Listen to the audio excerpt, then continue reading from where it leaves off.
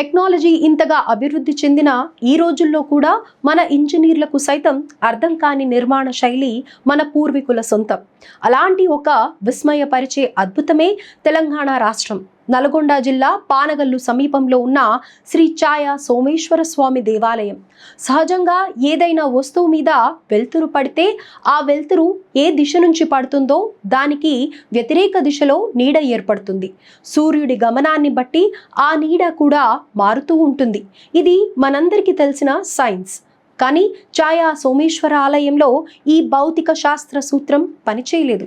ఉదయం సూర్యోదయం నుంచి సాయంత్రం సూర్యాస్తమయం వరకు సూర్యుడు ఏ దిశలో ఉన్నా సరే గర్భగుడిలో ఉండే శివలింగం మీద పడే ఒక స్తంభం నీడ మాత్రం కదలకుండా ఒకే స్థానంలో స్థిరంగా ఉంటుంది. వందల ఏళ్లుగా ఆ నీడ అలా శివయ్య మీద పడుతూనే ఉంది.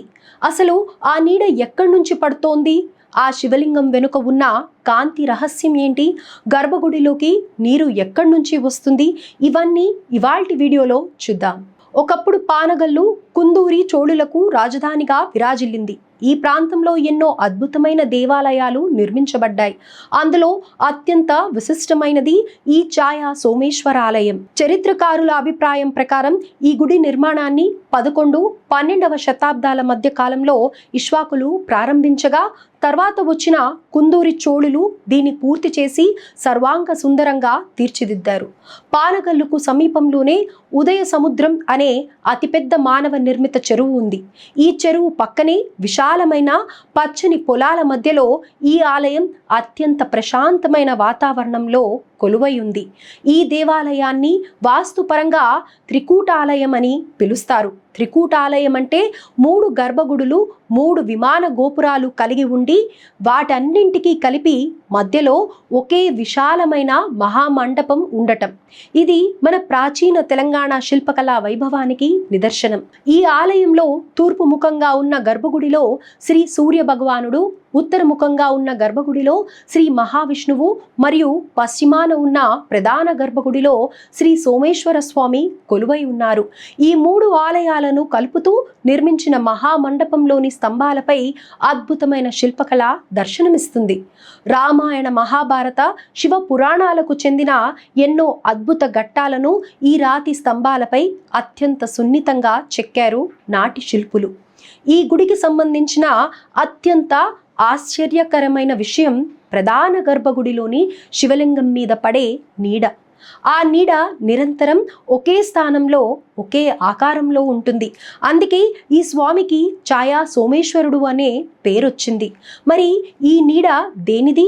గుడి బయట ఉన్న ఏ స్తంభం నీడ అది అని ఎంతో మంది పరిశోధించారు. నిజానికి అక్కడ పడేది ఒకే స్తంభం నీడ కాదు. అదొక ఇంజనీరింగ్ మరియు ఆప్టికల్ అద్భుతం. దీని వెనుక డిఫ్రాక్షన్ ఆఫ్ లైట్ అనే గొప్ప సైన్స్ దాగి ఉంది. 1660వ సంవత్సరంలో ఇటాలియన్ శాస్త్రవేత్త ఫ్రాన్సిస్కో మరియా గ్రిమాల్డి ఈ డిఫ్రాక్షన్ ఆఫ్ లైట్ గురించి ప్రపంచానికి మొదటిసారి చెప్పాడు. కానీ పాశ్చాత్యులు ఈ సూత్రాన్ని కనిపెట్టడానికి 500 ఏళ్ల ముందే మన భారతీయ శిల్పులు దీనిని ఛాయా సోమేశ్వర ఆలయంలో ప్రాక్టికల్ గా నిర్మించి చూపించారు. గర్భగుడికి ముందు ఉన్న మహామండపంలో 4 స్తంభాలను ఒక ప్రత్యేకమైన కోణంలో నిర్దిష్టమైన దూరంలో అమర్చారు. సూర్యకాంతి ఈ స్తంభాల గుండా ప్రవహించినప్పుడు కాంతి కిరణాలు వక్రీభవనం చెంది ఆ 4 స్తంభాల నీడలు ఒకదానితో ఒకటి కలిసిపోయి శివలింగం మీద ఒకే అఖండమైన నీడగా ఏర్పడతాయి. సూర్యుడు ఎంత కదిలినా, కాంతి పడే కోణం మారినా ఈ 4 స్తంభాల ఉమ్మడి నీడ మాత్రం అదే స్థానంలో కదలకుండా పడేలా లెక్కలు వేసి మరీ నిర్మించారు. ఆధునిక కంప్యూటర్లు, డిజిటల్ లెక్కలు లేని ఆ కాలంలో కాంతి గమనాన్ని అంత పర్ఫెక్ట్గా అంచనా వేయడం నేటి శాస్త్రవేత్తలకు సైతం మతి పోగొడుతోంది. కేవలం నీడ మాత్రమే కాదు, ఈ ఆలయంలో మరో 2 గొప్ప రహస్యాలు ఉన్నాయని స్థానికులు నమ్ముతారు. మొదటిది శ్వేతనాగు. పానగల్లు గ్రామస్తులు మరియు కొందరు ఆలయ అర్చకుల కథనం ప్రకారం రాత్రిపూట ఈ గర్భగుడిలో ఒక శ్వేతనాగు సంచరిస్తూ ఉంటుంది. అది ఆ శివయ్యకు పహారా కాస్తుందని అంటారు. ముఖ్యంగా మహాశివరాత్రి లాంటి పర్వదినాల్లో రాత్రి వేళ ఆ పాము శివలింగాన్ని చుట్టుకుని ఉంటుందని స్థానికులు చెబుతారు. అది ఎవరికి ఎలాంటి హాని తలపెట్టదని భక్తుల ప్రగాఢ విశ్వాసం. రెండవ అద్భుతం, గర్భగుడిలో ఉబుకుతున్న జలధారలు. ఒకప్పుడు ఈ శివలింగం కింద ఎప్పుడూ నీరు ఉండేది. ఈ నీరు ఎక్కడి నుంచి వస్తుందనేది ఒక మిస్టరీ. చరిత్రకారులు మరియు భౌగోళిక నిపుణుల అంచనా ప్రకారం గుడికి సమీపంలో ఉన్న ఉదయ సముద్రం జలాశయం నుంచి అంతర్గత భూగర్భ కాలువల ద్వారా నీరు గర్భగుడిలోకి వస్తుందని ఒక అంచనా. ఇంతటి ఘనమైన చరిత్ర, ఆధునిక సైన్స్ను సవాలు చేసే నిర్మాణం ఉన్నప్పటికీ దురదృష్టవశాత్తు ఛాయా సోమేశ్వర ఆలయం దశాబ్దాల పాటు తీవ్ర నిర్లక్ష్యానికి గురైంది. దేవాలయ మాజీ చైర్మన్ అనంత్ రెడ్డి గారి ప్రకారం దాదాపు 60 సంవత్సరాలు ఇక్కడ కనీసం దీపం పెట్టిన నాదుడే లేడు. వర్షాకాలంలో గబ్బిలాలకు, పశువులకు ఆవాసంగా మారిన దుస్థితిని కూడా ఈ చారిత్రక కట్టడం చూసింది. కార్తీక మాసం, మహాశివరాత్రి సమయాల్లో లక్షలాది మంది భక్తులు ఇక్కడికి వస్తున్నారు. అయినా సరే ఈ గుడికి ఇంకా మెరుగైన నిర్వహణ అవసరం ఉంది. గుడిని కెమికల్ వాష్ చేసి స్తంభాలపై ఉన్న మసిని తొలగించి శిల్పకళను వెలుగులోకి తీసుకురావాలని గుడి అర్చకుడి ఆకాంక్ష. స్థానిక ప్రజలు, పర్యాటకులు ఈ ఆలయం పరిస్థితిపై తీవ్ర ఆవేదన వ్యక్తం చేస్తున్నారు. హైదరాబాద్కు కేవలం 100 కిలోమీటర్ల దూరంలో ఉన్న ఈ గుడిని గొప్ప టూరిస్ట్ డెస్టినేషన్ గా మార్చే అవకాశం ఉంది. కానీ కనీస సౌకర్యాలు లేవు. సెక్యూరిటీ లేకపోవడం వల్ల కొందరు గుప్త నిధుల కోసం ఆలయ పరిసరాల్లో తవ్వకాలు జరిపిన సంఘటనలు కూడా గతంలో ఉన్నాయి.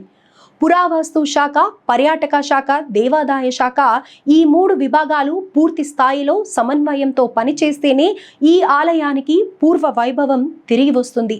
ఛాయా సోమేశ్వర ఆలయం కేవలం ఒక రాళ్ల కట్టడం కాదు, అది మన పూర్వీకుల మేధస్సుకు సజీవ సాక్ష్యం. పాశ్చాత్య దేశాలు సైన్స్ గురించి తెలుసుకోక ముందే కాంతి వక్రీభవనం అనే సంక్లిష్టమైన సూత్రాన్ని ఒక దేవాలయ నిర్మాణంలో ఉపయోగించిన మన శిల్పుల నైపుణ్యం చూస్తుంటే ప్రతి భారతీయుడు గుండె గర్వంతో ఉప్పొంగుతుంది. నేటి తరానికి, ముఖ్యంగా విద్యార్థులకు ఇలాంటి కట్టడాల గురించి తెలియజెప్పాల్సిన అవసరం ఎంతైనా ఉంది. ఫిజిక్స్ క్లాసుల్లో థియరీలు చెప్పడమే కాదు, ఒక్కసారి పిల్లల్ని ఈ ఛాయా సోమేశ్వర ఆలయానికి తీసుకువెళ్ళి ఆ కదలకుండా నిలిచి ఉన్న నీడను చూపిస్తే అంతకంటే గొప్ప ప్రాక్టికల్ లెసన్ మరొకటి ఉండదు. చరిత్రను గాలి కొదిలేస్తే భవిష్యత్తు మనల్ని క్షమించదు. పానగల్లులో ఉన్న ఈ అద్భుతమైన దేవాలయాన్ని కాపాడుకోవాల్సిన బాధ్యత ప్రభుత్వాలపైనే కాదు, స్థానికులపై, మనందరిపైన ఉంది. ఆ ఛాయా సోమేశ్వరుడి మహిమ, ఆ శిల్పుల కళా నైపుణ్యం కలకాలం నిలిచి ఉండాలని మనసారా కోరుకుందాం. ఇది ఈరోజు ప్రత్యేక కథనం. మరో ఆసక్తికరమైన అంశంతో మళ్ళీ మీ ముందుకు వస్తాను. అంతవరకు సెలవు. నమస్కారం.